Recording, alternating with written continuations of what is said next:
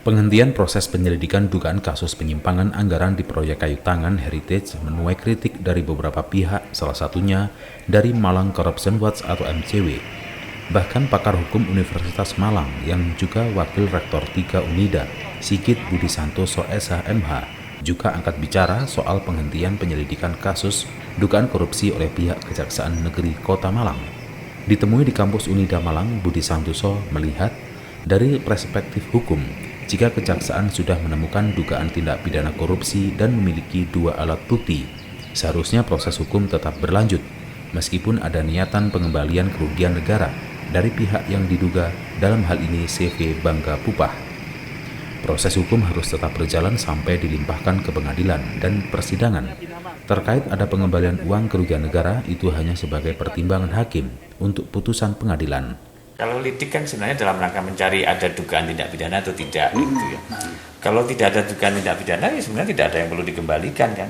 Nah, tetapi kalau ada dugaan, artinya jaksa kan paling tidak sudah punya bukti permulaan yang cukup ya.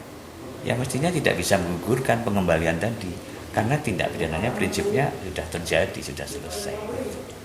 Kalau lidik itu dalam rangka mencari untuk ada enggak dugaan tindak pidana. Kalau memang tidak ada kan tidak perlu dikembalikan. Ya kan begitu logikanya kan. Andai ada, ini karena jaksa sudah bergerak, pengembalian tadi tidak akan menggugurkan tindak pidananya. Karena tindak pidananya sudah terjadi, sudah selesai gampangnya. Ibaratnya korupsi itu korupsinya sudah. Ini karena ketahuan kemudian dikembalikan. Loh, korupsinya kan sudah. Pengembalian tadi hanya untuk jadikan pertimbangan nanti oleh hakimnya sebagai yang meringankan. Budi Santoso menambahkan tindak pidana sudah selesai akan jadi hal meringankan keputusan hakim, jadi pertimbangan meringankan karena kerugian sudah dikembalikan. Penyelidikan fungsinya untuk melihat ada tidaknya tindak pidana ataukah tidak.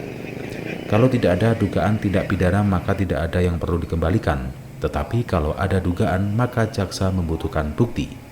Dari Kota Malang, Saiful Akbar ATV melaporkan.